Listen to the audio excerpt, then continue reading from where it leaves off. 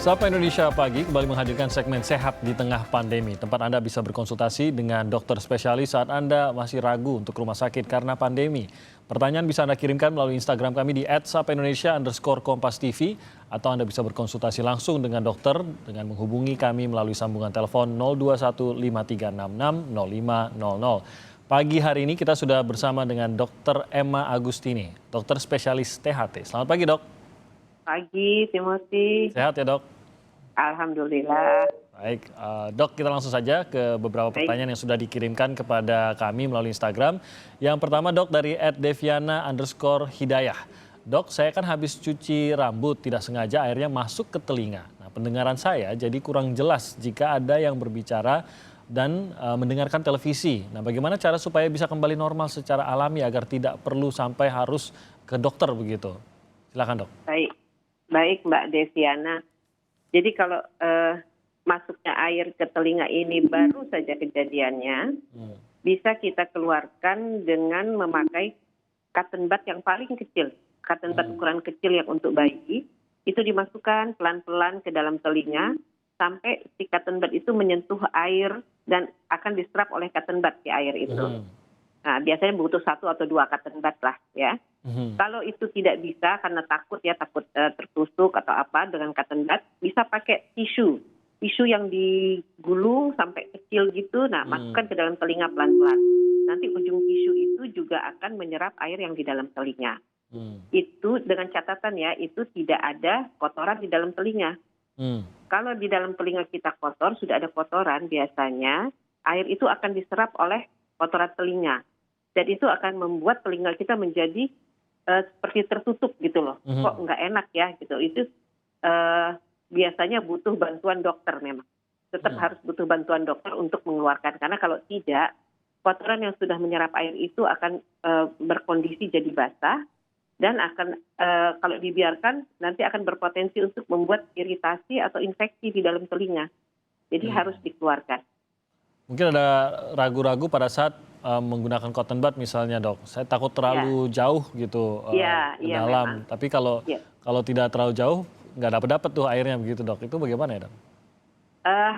Harus pakai feeling memang ya. Nggak bisa kita ini karena kalau sudah mulai terasa sakit sebaiknya tidak usah. Nah, kalau memang sudah pakai cotton bud tidak bisa, pakai tisu juga nggak bisa, ya mau nggak mau harus ke rumah sakit gitu loh. Satu pesan saya nih, Timothy, buat Mbak Deviana nih, jangan dipancing ya. Ada tuh istilah dari zaman dulu tuh orang-orang tua suka menganjurkan untuk dipancing. Tambahin air lagi maksudnya? Nah, iya dipancing itu jadi telinga yang kemasukan air dimasukin air lagi terus berusaha dikeluarkan. Kadang-kadang memang bisa keluar semuanya, tapi kalau dia tidak bisa keluar malah menambah jumlah air yang ada di dalam, itu lebih nggak nyaman lagi nanti. Terutama kalau memang ada kotorannya begitu ya, Dok ya? Iya, jadi akan tambah banyak diserap oleh kotoran, udah kotoran itu nggak bisa keluar sendiri, mau nggak mau harus ke rumah sakit. Gitu. Tapi mungkin tidak ada efek jangka panjang ya, kalau langsung ditangani begitu ya, Dok ya? Harusnya tidak ada efek jangka panjang ya, Dok? Harusnya tidak ada efek jangka panjang. Kalaupun ada efek jangka panjang karena takut ke rumah sakit, biasanya dia akan jadi infeksi nanti di situ. Oke. Karena kondisi yang lembab atau basah membuat lebih gampang lagi kuman-kuman istilahnya tumbuh lah di situ gitu. Oke, itu beberapa cara yang bisa diikuti Mbak Deviana, tapi memang kalau sudah dicoba dan tidak bisa juga pendengarannya kembali normal, mungkin harus mau tidak mau ke dokter THT. Kita lanjutkan, Dok, ke pertanyaan berikutnya. Ini dari @yuyut187. Dok, umur saya 65 tahun. Jika menelan air liur kok rada sakit ya di leher sebelah kanan. Ini menuju ke telinga areanya. Nah, sudah 5 hari belum hilang-hilang. Mau periksa ke dokter masih takut untuk keluar rumah. Ini juga mengingat usianya sudah 65 tahun ya. Nah, ini kira-kira kenapa ya, Dok? Banyak faktor yang bisa kita pikirkan ya. Yang pertama kemungkinan tenggoroknya itu kering. Jadi selaput lendirnya kering. Kalau dipakai untuk menelan memang sakit. Yang kedua, karena keringnya selaput lendir itu atau mungkin merokok, ada kebiasaan merokok, nah itu juga bisa membuat pada saat menelan di telinga kita rasanya itu sakit. Telinga sakit itu karena dia tidak bisa membuka muara saluran antara telinga, hidung dan tenggorok. Harusnya kan muara ini kan saluran ini menyamakan tekanan di luar dan di dalam telinga. Nah, kalau dia tidak bisa membuka itu akan terasa sakit ke arah telinga. Nah ini harus di review gitu ya apa faktornya. Kalau merokok atau sering makan yang pedas-pedas atau tenggoroknya selaput lendirnya kering itu bisa membuat gejala seperti itu. Nah biasanya kita agak susah ya mengobati kalau tidak ke dokter karena biasanya kalau ke dokter pasti akan diberi obat supaya di saluran ini terbuka muaranya. Oke, ada obatnya sendiri begitu ya dok ya? Ya ada obatnya sendiri. Biasanya pertolongan pertamanya apa dok? Misalkan hanya untuk sekedar mengurangi keringnya misalkan. Apakah air Nah, saja kalau cukupkah atau bagaimana? biasanya saya suka menganjurkan untuk kumur-kumur bangun tidur pagi-pagi kumur-kumur pakai air hangat. Tapi kumur-kumurnya bukan di rongga mulut, di tenggorok. Jadi kayak kita Oke. zaman kecil dulu, kalau kumur minum air tapi jangan ditelan terus pengadah terus gitu. Oke. Berkumur di tenggorok. Nah itu bisa membantu biasanya. Kalau memperbanyak minum itu akan membantu juga kah? Membantu sekali. Dengan umur sudah 65 tahun mungkin kemampuan selaput lendir untuk terus memproduksi lendir sudah mulai berkurang. Jadi harus memperbanyak minum memang. Air putih ya. Berarti itu harus dicoba dulu ya dok. Tapi kalau Iya. berlanjut terus, masih terus mengalami sakit hingga berhari-hari, apa yang harus dilakukan dok? Lebih baik ke dokter diperiksa dulu. Mau tidak mau harus diperiksa ke dokter. Mungkin Ya, yang dikhawatirkan tadi dok, protokol kesehatannya bagaimana agar bapak ini bisa berangkat ke dokter dan bisa berkonsultasi dengan meyakini bahwa protokol kesehatan tidak akan justru membawa bahaya lain di tengah pandemi ini. Begini ya, sebenarnya saya pribadi saya lebih percaya pergi ke rumah sakit karena di rumah sakit itu protokol kesehatan pasti diterapkan dengan baik.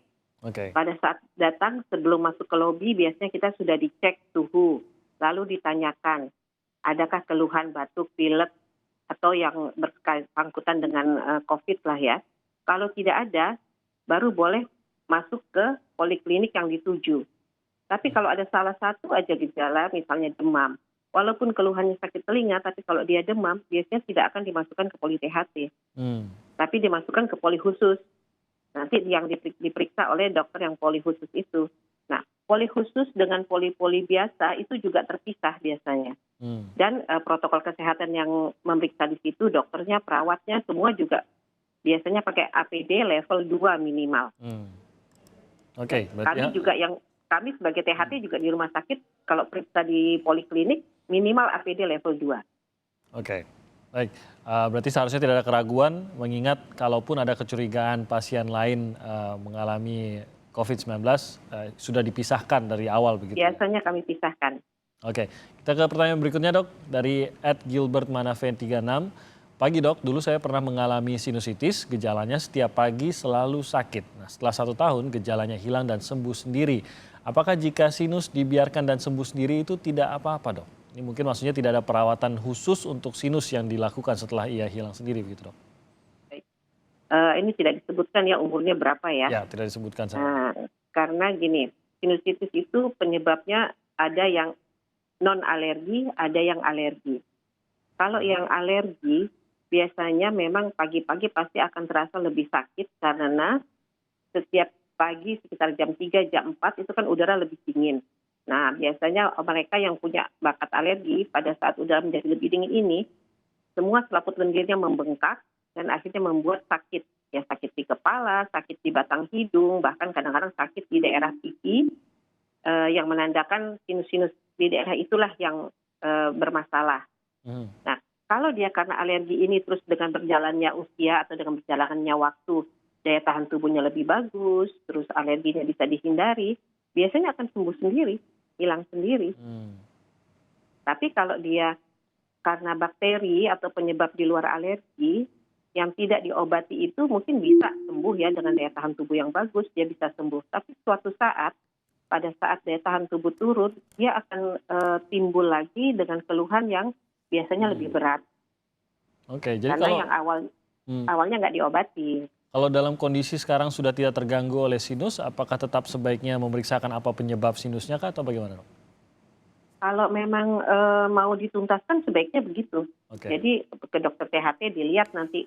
Kalau perlu mungkin harus di ronsen atau di CT scan supaya kita tahu sebenarnya kondisi sinusnya saat ini gimana sih? Memang benar-benar sembuh atau dia cuman tenang aja, suatu saat dia akan timbul lagi yang lebih hebat gitu. Oke, baik. Itu nanti silakan diputuskan oleh tadi yang mengirimkan pertanyaan. Kita akan jeda sebentar, Dok, dan kita nanti akan mulai menerima telepon dari pemirsa yang memiliki pertanyaan seputar THT. Anda bisa menghubungi kami sekarang di 021 5366 0500. Kami akan terima telepon Anda usai jeda.